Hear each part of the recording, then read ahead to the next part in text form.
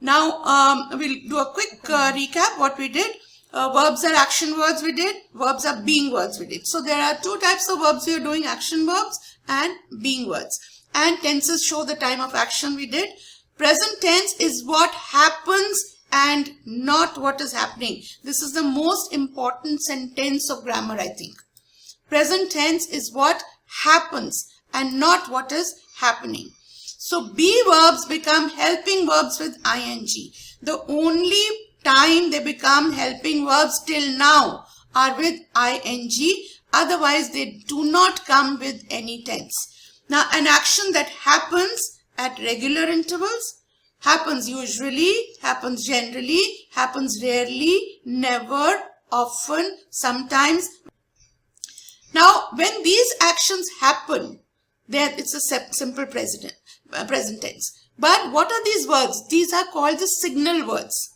These words signal the tense. So whenever usually comes, so it will be the present tense. Generally, rarely, it will be the present tense.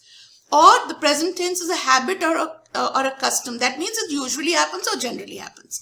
Then it is a universal truth. That means whatever cannot be refuted. God is great. So always the present. God was great, we don't say.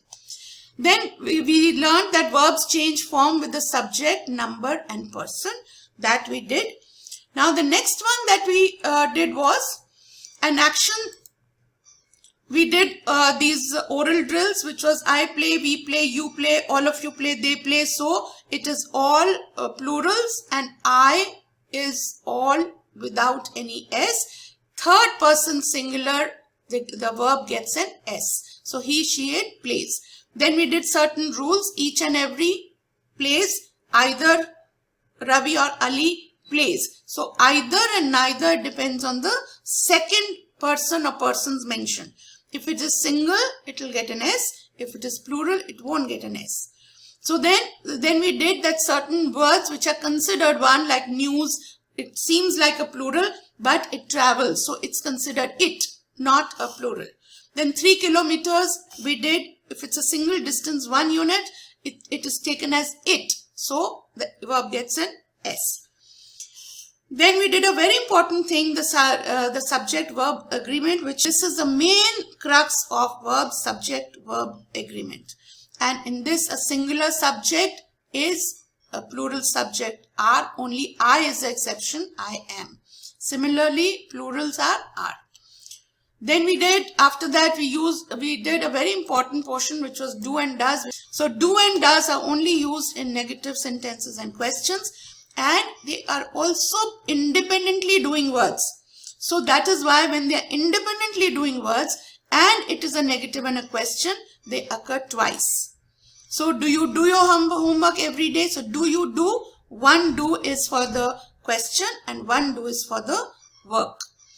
Then we did a recap of do and does. We did oral drills of I play, I do not play.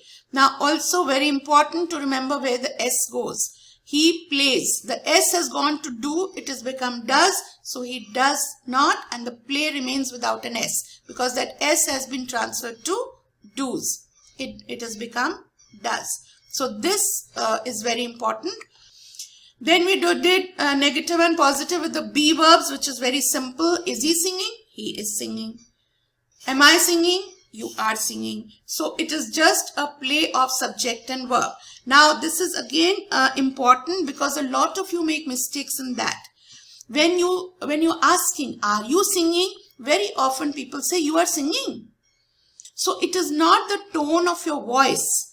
It is the subject and the verb. He is singing. Subject comes first. In question, the verb comes first. Is he singing?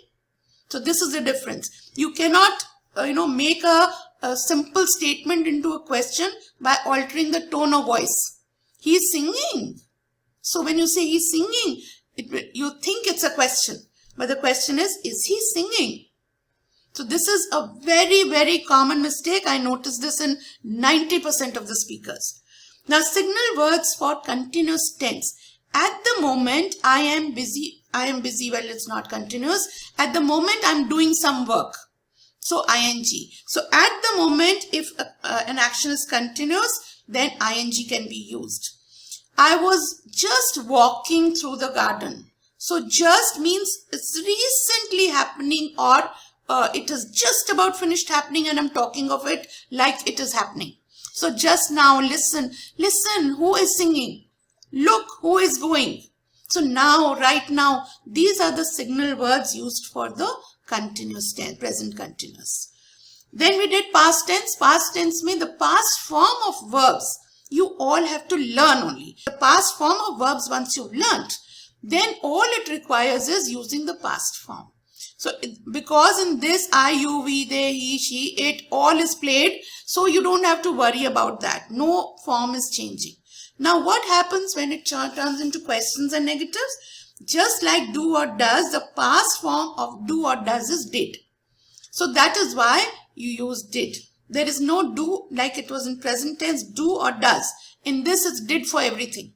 So did he sing, did you sing, did I sing, did they sing, did. So in questions and negative, do and does changes to did. Now, the signal words used are yesterday, 5 minutes ago, in 1947, the other day, last Friday. So any time in the past. Also, what important thing to notice here is that in the question, when do or does, they change to did. Just like S, it went to do, it became does. So play remained by itself. Similarly, the moment the past tense goes to do, the verb comes back to original. So did he sang? Did he sing? So this particular concept you can explain to children by either doodle diagrams or with some nice video or with annotations on your thing of making arrows. How the S goes and how the ED or D goes. So this is interesting for the students only if you explain it nicely. Past continuous tense is very similar to present continuous tense, but instead of is and was, is and am, was and were are used. Is, am, are, and in this was and were. Now signal words of past continuous. Now when I say I was singing, now either you'll ask me what were you doing, so I'll say I was singing. But if you have not asked me the question and I just say I was singing, it doesn't make sense because I have to have some support, there. I was singing when she walked into the room. So I'm signifying a past period where she walked into the room shows that it was a past period. And then when she walked into the room, that means I'm telling you it's a past period. What was I doing? I was singing. I was singing while she was dancing. So two was dancing, was is showing me the past, and two simultaneous actions continuous are taking place. So as long as these are the signal words by which you can use the past continuous tense. Then the simple future tense is a simple tense, so there is no problem, only everywhere. Now future, the moment you hear the word future, will come. Whether it is future, future continuous, future perfect, anything. So will is a helping word that is stuck with the future tense. Future words like next year, tomorrow, in a year, or conditional. Conditional means if you ask her, she will help you. This will do later. Do not introduce it to the younger classes. But as you grow older, you understand the conditional. Now in this sentence, if you ask her, she will help you. That means you have not asked her. Both the actions are future. When you ask her, she will help you. So both actions have not happened. Now when two actions happen in the future, one is understood and one is given as will. There are no two wills in the sentence. This is another common mistake. If you will ask her, she will help you. No. One is understood because if you ask her means that you have not asked her. So it's an assumption, it is in the future. So I think probably perhaps in 1 year, next week, tomorrow, these are the signal words. Now we come to another very important tense, which is the present perfect tense. Now present perfect tense is a tense where you use has and have as helping verbs. As helping verbs, you cannot use present perfect tense without has or have. Now, the ing form of the verb is called the present participle form. The third form, which a lot of people study as the third form, is called the past participle form. But this is confusing because the form of the verb is called past participle and the tense is called present participle. So you see there is a little discrepancy in that. Now, why is it there? First, we have to understand what is present perfect tense. How is it different from present tense? Now, present tense is I play. मैं खेलती हूँ. Continuous tense is I am playing. खेल रही हूँ. Now, what is the present perfect tense? Present perfect tense is neither past nor present, or it is both, which means the action has just about occurred. It is past, but is just about past. So, the present perfect tense is a little past and a little present. That is why it's called the present perfect tense, but uses the past participle. In this, just like the subject-verb agreement, I, you, we, they have, and he, she, it has. The present participle you must remember is ing form. Past participle is the third form, which is the perfect tense. Now we'll take a simple example of the word give. Now when I use give, it is a simple present. It doesn't need any help. Only it changes form with he, she, it. So give and gives. It doesn't require any other help. Now when it turns to past tense, the verb only changes, so it doesn't require any help. Itself it changes to gave. So give and then gave. It requires no help. It does not require is, was, has, have, nothing. Because the verb changes form. Now in future, simple future tense, the verb remains the same give. So it requires help because otherwise it becomes confusing with present. So to give it help and to show its future, we use will. So will comes to help. In the present continuous tense, we use ing. So it tells us that it is continuous. But it doesn't tell us whether it is present or past continuous or future continuous. So that is why again it requires help.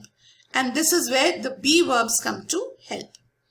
You see, if you see this pattern, where it requires no help, either the verb is in its basic form or it changes itself. But whenever the verb does not change in the tense form, we require help. Future form, the verb is not changing, so will comes to help. In continuous form, though continuous form is denoted by ing, but still it does not tell us present, past or future ing. So that is why we require help again. And this help we take from the be verbs. Now when the past participle form of the verb is given. Now given also denotes the past participle form. You cannot use given in simple present, past, future or continuous. Given is only in the perfect tenses. But given does not tell us whether it is present, past or future continuous. So that is why we again require help, and we take the help from has, have and had. So these are three different forms of has. So has, have and had help us in the present perfect tense. Now we'll take the example of another verb, sing, sang and sung. These are the three forms. Sing is the basic form, sang is the past form, sung is the participle form. So in the past participle form, we ask, has he sung? Answer, he has sung. Now, if you notice, we are using the third form. That is why you are using has. We cannot use has with basic. We cannot use has sing. We cannot use has singing.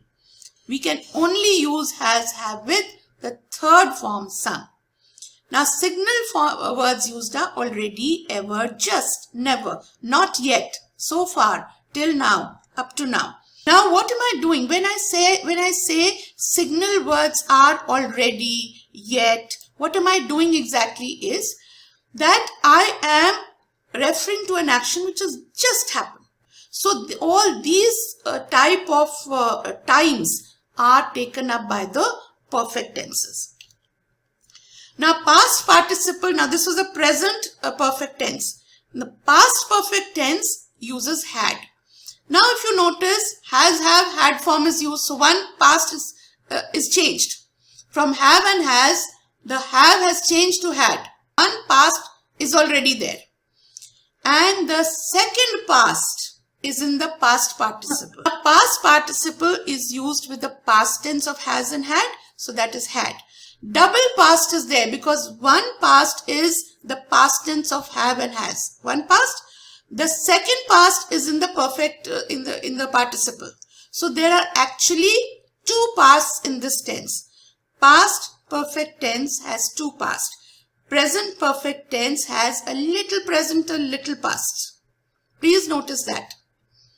Present perfect tense, just past. Past perfect tense, two pasts. Past perfect tense has to have two pasts. One past may be understood, but it has to be there.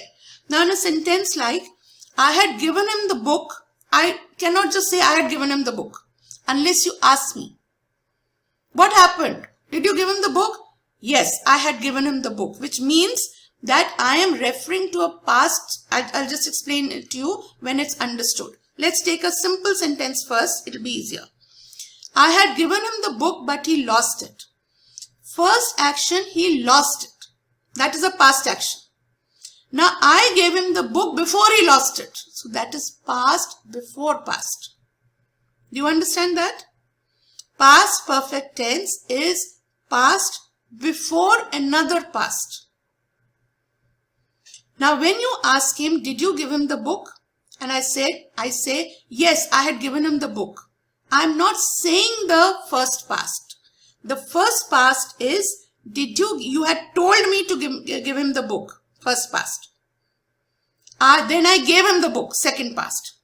So I am referring to the second past because you are asking me a question and it is understood what we are talking about. But as a statement, I will say, I had given him the book after you told me to give it to him. So this is what I mean. But because I do not want to say such a long sentence, you know what I'm saying. So I just say, yes, I had given him the book. Now, past perfect tense we use had. So question will be, had he sung? Answer will be, he had sung. Why I have put the dots because we have to complete the sentence. This is not a complete sentence. He had not sung. Had you sung? We had sung. I had not sung. Now, these sentences are not complete. The signal words used again are already. I had already finished my work when my father came home. So my father came home is the first past. Before that, I had finished my work. So that is a past perfect. I had just finished my work when my father came home. That means I still finished my work. I had finished my work and then he came home. Okay. So these are the type of signal words you use. The details you will get in your books. But by and large, these are the signal words. Now past perfect tense. Now we complete the sentences. First sentence question was, had he sung? Had he sung his part before the music failed? That means the music failed, first past. Had he sung his part before the music failed? So that is why it is past perfect tense. Yes, he had sung his part before the music failed. Past perfect tense. Question. Had you sung your part before the music failed? Yes, we had sung our part before the music failed. No, we had not sung our part before the music failed. I had not sung my part before the music failed. Now this before the music failed was missing in the previous sentences because I wanted you to know that had is used.